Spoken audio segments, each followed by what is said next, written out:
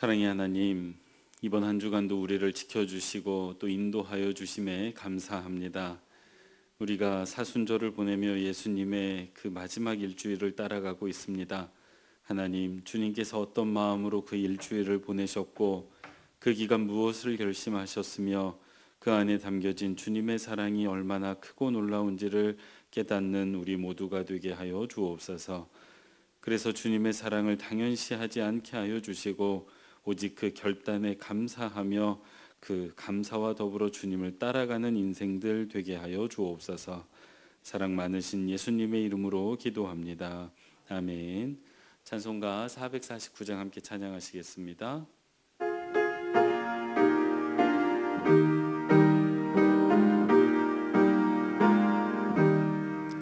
예수 따라가며 복음 순종하면 우리 행할 길 원하겠네.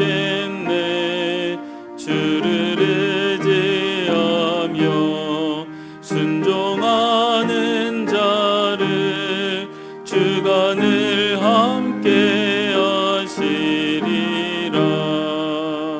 의지하고 순종하는 길은 예수 안에 즐겁고 복된 길이로다. 주를 힘입어서 말씀 잘 배우고 주를 모시고 살아가세. 주를 의지하며 항상 순종하면 주가 사랑해 주시리라. 의지하고 순종하는 길은 예수 안에 즐겁고 복된 길이로다. 아멘. 김성수 장로님 기도 인도해 주시겠습니다. 한결같은 사랑과 자비로 은혜를 베푸시는 하나님 아버지, 영과 진리로 드리는 예배를 기뻐하시고 영광받아 주시옵소서. 아멘.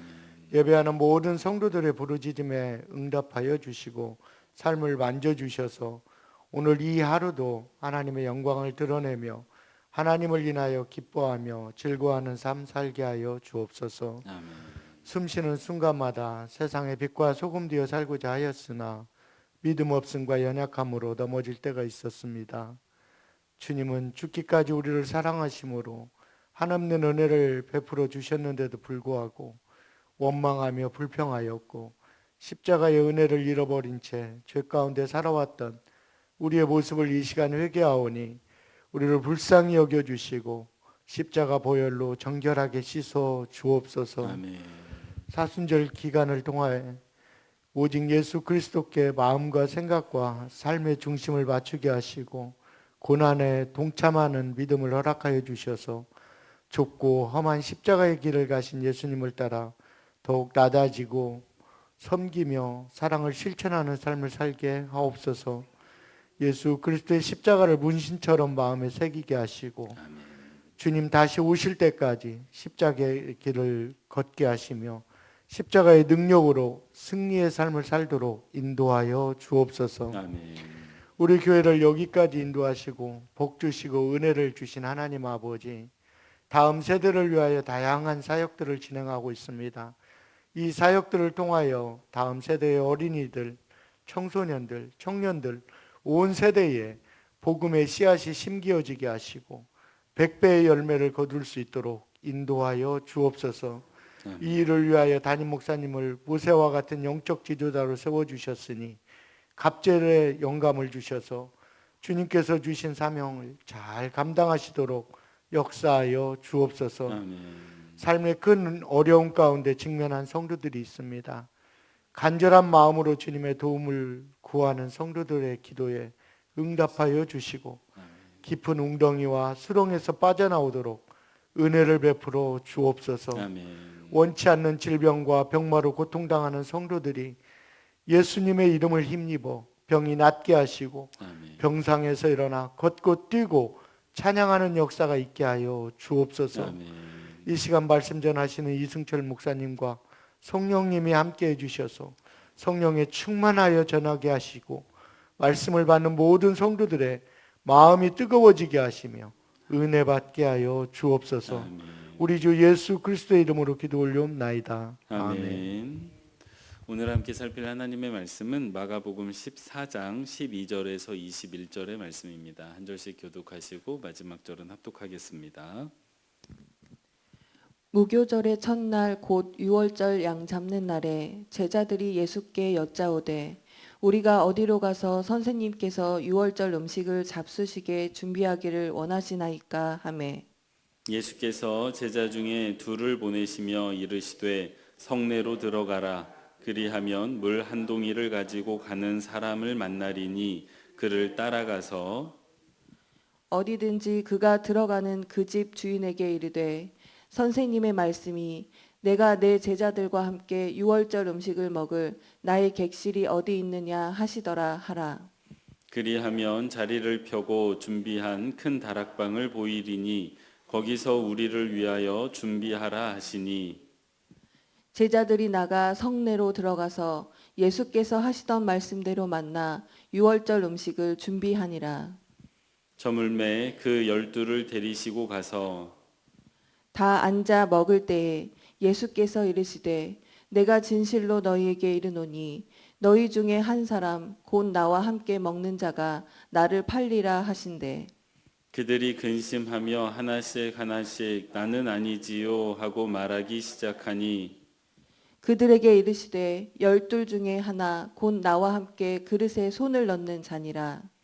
인자는 자기에 대하여 기록된 대로 가거니와 인자를 파는 그 사람에게는 화가 있으리로다. 그 사람은 차라리 나지 아니하였더라면 자기에게 좋을 뻔하였느니라 하시니라. 아멘. 매일 기도에 오신 여러분 환영합니다. 오늘 토요일입니다. 한 주간도 참 고생 많이 하셨고 이 시간 우리가 예배할 때에 한 주간의 삶을 위로하시고 또 오늘 하루 새롭게 살아낼 새 힘 베푸시는 그 주님의 은혜를 누리시기 바랍니다. 저희는 계속해서 우리 주님의 마지막 일주일 행적을 따라가고 있습니다. 이제 어제까지 우리는 주님의 그 마지막 일주일 가운데 첫 3일 월요일, 화요일, 수요일을 살폈고 이제 오늘부터는 그 새로운 날입니다. 목요일이 시작되는 그 이야기를 살피게 됩니다. 그 지나갔던 3일을 아주 간략하게 요약하면 이렇습니다. 첫째 날에는 예수님께서 예루살렘에 입성하셨고 둘째 날에는 성전을 깨끗하게 하셨고 세 번째 날에는 그 성전에서 종교 지도자들과 치열한 논쟁을 벌이셨던 날입니다. 그리고 이제 네 번째 날 새로운 날이 시작되고 있는데요. 이 날은 그냥 수요일까지 지나가고 또 목요일이라는 새로운 날이 시작되고 있다라는 의미에서 새로운 날이기도 하지만 예수님에게 있어서는 아주 중요한 결정을 하고 그 길을 걸어가기로 하는 아주 중요한 새로운 날입니다. 저희가 예수 그리스도의 인생을 바라볼 때 예수 그리스도께서는 이 땅에 오셔서 우리를 위해 그 목숨을 버리시고 우리를 구원하시기 위해 살아가셨다는 걸 알고 보기 때문에 그 예수 그리스도의 삶의 흐름이 잘 보이지 않습니다. 이러한 그 예수 그리스도의 삶이 예정되어 있었다 하더라도요. 그 예수 그리스도의 인생의 이야기는 차근차근 전개가 됩니다. 우리가 지금 어제 아주 자세히 살펴봤는데 예수님께서는 그 성전에 대한 마음을 포기하지 않으셨어요. 내가 성전을 대체할 것이라는 마음을 예루살렘에 입성하시면서부터 갖고 계시지 않으셨습니다. 그래서 성전을 어떻게든 회복시키시기 위해 화요일과 수요일에 많이 노력을 하셨죠. 그래서 이런 예수님의 마음과 그 노력이 예수님의 행적에 고스란히 드러나는데요. 예수님께서 예루살렘에 입성하셨던 첫날 입성하시자마자 가셨던 곳이 성전입니다. 그리고 저녁에 그 성전에서 나오셔서 둘째 날이 되자 가셨던 곳이 성전이고 성전을 깨끗게 하시려고 그 애를 다 쓰셨고 그 저녁에 다시 나오셨고 그리고 세 번째 날이 되어서 다시 예루살렘에 가자마자 가셨던 곳도 성전입니다. 그래서 하루 종일 시간을 보내신 곳이 성전이에요.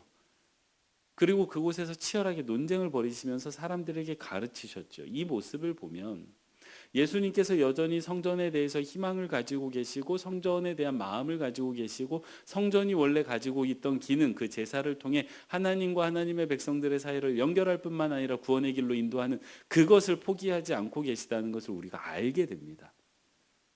근데 수요일까지 그 갖은 애를 다 쓰셨는데 이제 마침내 성전의 그 모든 기능이 다하고 더 이상 성전을 유지할 수 없음을 깨달으시고 수요일 마지막 저녁에 나오시면서 어제 말씀드렸지만 성전의 멸망을 이야기하십니다. 그렇게 성전의 멸망을 예고하고 다음 날 아침이에요. 예수님이 어디로 가실까요?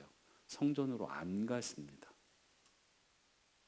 이게 굉장히 분명하고 선명하게 드러납니다. 지금까지는 성전에만 가셨는데 이제 성전을 가지를 않으세요. 그리고 한 가지가 달라지는데 아침이 되면 성전에 들어가셔서 하루 종일 성전에 머무시다가 저녁이 되면 나오셨어요. 근데 이 네 번째 날 이 패턴이 바뀝니다. 저녁에 예루살렘으로 들어가세요. 지금까지는 저녁이 되면 예루살렘에서 나오셨거든요. 근데 이 네 번째 날은 저녁이 되니 예루살렘으로 들어가십니다. 완전히 바뀌어요. 이 행동과 양태가 바뀌게 됩니다. 그래서 새로운 날인데 이 날이 왜 이렇게 바뀌었느냐? 이제 더 이상 성전으로서는 하나님의 백성을 하나님과 연결할 수 없으니 당신이 죽음으로 인하여 새로운 질서를 세우시겠다라고 다짐하신 거예요. 그 전날 밤 무슨 일이 있었죠? 그 예수님의 죽음을 기념했던 향유 사건도 있었습니다. 예수님이 마음을 먹으신 거예요. 죽음을. 우리는 처음부터 예수님이 그냥 죽음을 향하여 걸어갔다라고 생각할 수 있지만, 그리고 그것도 맞지만, 예수님의 이야기를 이런 선입견 없이 보면 예수님은 수요일 날 밤에 이 죽음을 결정하셨습니다. 그래서 더 이상 성전에 가지 않으시는 거예요. 아침에도 가지 않으시고 성전에도 가지 않으시고 저녁에 제자들을 가지고 데리고 그 죽음의 길을 보여주시러 저녁에 들어가시고 계시는 장면입니다. 근데 성경에서 이 새롭게 시작한 날을 가리켜서 뭐라고 말하냐면요, 무교절의 첫날이고 유월절 양을 잡는 날이라고 되어져 있어요. 그러니까 예수님께서 내가 마음을 먹었으니까 딱 그냥 아무 날이나 시작한 게 아니라 특정한 날에 이 일을 시작하시는데 그게 유월절 양을 잡는 날이라고 되어져 있습니다. 이 맥락을, 그러니까 예수님의 마음과 의도를 정확하게 이해하려면 유월절을 다시 기억을 해야 됩니다. 유월절이 어떤 날이죠? 이스라엘 백성이 애굽에서 종을 하고 있을 때 하나님께서 그 애굽에서 건지셨던 그 출애굽 사건을 기념하는 절기인데, 특별히 그 출애굽의 과정에서 10가지 재앙이 임했습니다. 그 중에 9번째 10번째 재앙이 흑암 재앙과 죽음의 재앙입니다. 그래서 흑암의 재앙이 내려서 온 애굽이 캄캄한 밤에 있을 때 그 캄캄한 밤에 하나님이 누구를 보내죠? 죽음의 사자를 보내요. 그러니까 이 흑암 재앙과 죽음의 재앙은 연결되어 있는데 그 캄캄한 밤은 죽음을 예고하고 있는 밤입니다. 사망이에요, 사망. 근데 하나님께서는 이스라엘 백성으로 하여금 그 죽음을 피할 길을 주시죠. 그 어둠 가운데 피할 길을 주시는데 그게 어린 양이었어요. 그래서 어린 양 한 마리를 잡으라고 말씀하시고 그 어린 양의 피를 좌우 설주와 임방, 어려운 말인데요, 그냥 이 네 틀이라고 보시면 돼요. 좌우 설주는 양쪽이고 임방은 위아래를 뜻합니다. 그래서 문 사방에 바르고 그 양고기를 먹으라고 하세요. 온 가족이 모여서 식사하라고 하십니다. 그리고 그날 밤에 하나님이 구원을 하시는데, 그래서 이 유월절이 그 9번째 재앙과 10번째 재앙이 임하던 그날 밤에 생겨난 거예요. 그날 밤에 제정이 됐고 그날 밤에 이스라엘 백성은 구원을 얻었습니다. 죽음으로부터도 구원을 얻었고 애굽으로부터도 구원을 얻게 됐어요. 그래서 이후로 이스라엘 백성은 매년 이 유월절이 되면 그날 밤 구원이 임했던 9번째 재앙과 10번째 재앙이 임했던 그 구원의 밤을 기념하는 식사를 행해오고 있었습니다. 그러니까 재현하는 거예요. 그날 밤 죽음에서 애굽에서 건지셨던 하나님의 역사, 하나님의 구원을 그대로 보여주는 그 식사를 재현해 왔습니다. 매해 유월절에. 지금 이스라엘 제자들과 예수님이 준비하는 식사가 바로 이 식사예요. 어린 양을 잡아서 먹는 식사. 그래서 하나님의 구원과 어린 양의 희생을 기억하는 식사. 그 식사를 준비하고 있습니다. 근데 이제 그 식사하는 날 아침이 돼서 제자들이 예수님께 묻습니다. 어디에서 그 식사를 하시겠습니까? 라고 물었더니 예수님께서 이렇게 말씀을 하세요. 제자 둘을 보내시면서 예루살렘으로 들어가 봐. 그러면 물동이를 지고 가는 사람이 있을 거니까 그 사람 무조건 따라가. 그래서 그 사람이 어느 집에 들어가든지 예수님 방 하나 내달라고 이야기를 하면 내줄 것이야 라고 이야기를 합니다. 그리고 제자들이 그렇게 가서 준비를 하지요. 여러분 어떠십니까? 저는 어제 이 말씀을 묵상하는데 불편했어요. 두 가지 이유 때문입니다. 첫 번째는 예수님이 계획이 없어요. 이거 오늘 식사하는 거잖아요. 근데 어제까지 아무것도 준비를 안 하신 거예요.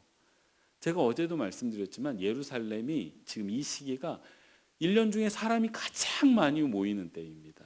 그러니까 어디 자리 잡기가 힘든 때예요. 그러면 예루살렘에 도착하자마자 방부터 구해놨어야죠.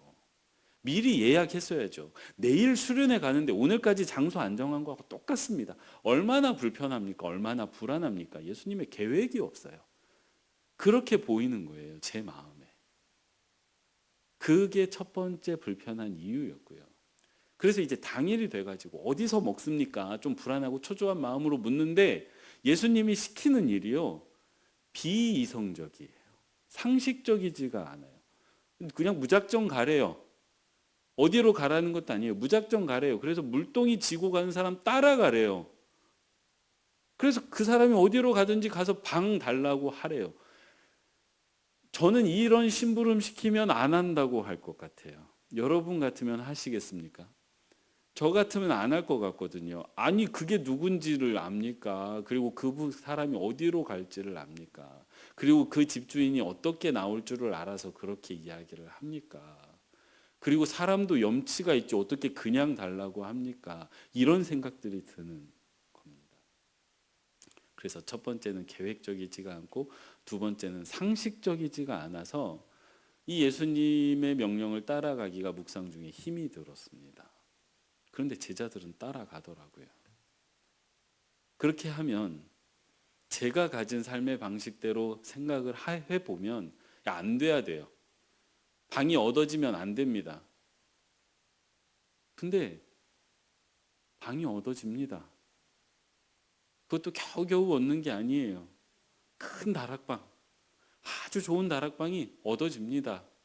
이렇게 되면 안 되는데 그렇게 됩니다. 이 모습을 보면서 제가 참 많이 생각하게 되었습니다. 우리가 하나님 앞에 불안할 때 내 인생을 향해서, 내 사랑하는 가족을 향해서 하나님이 계획이 없으신 것처럼 느껴질 때가 있습니다. 오늘까지도 아무런 말씀이 없으세요. 내 마음은 초조하고 불안하고 답답한데 하나님이 좀 계획을 알려주셨으면 좋겠는데, 그리고 제가 살아온 방식대로 하면 이미 좀 뭐가 진행이 돼야 되는데 아무것도 안 됩니다. 그러니 불안하고 초조하지요. 하나님이 계획이 없는 것 같아서 참 마음에 안 듭니다. 근데 오늘 아침이 되어가지고 말씀하시는데 이게 상식적이지도 않아요. 아, 이거 어떻게 하라는 말씀이십니까? 아, 원수를 사랑하라니요. 이게 상식적입니까? 상식적이지가 않아요. 근데 그 주님께 순종하면 내가 전혀 생각하지 못했던 그 큰 다락방이 우리 인생 가운데 주어질 것을 믿으시는 저와 여러분 되시기 바랍니다. 우리가 보기에는 참 무계획적이고 참 비상식적입니다.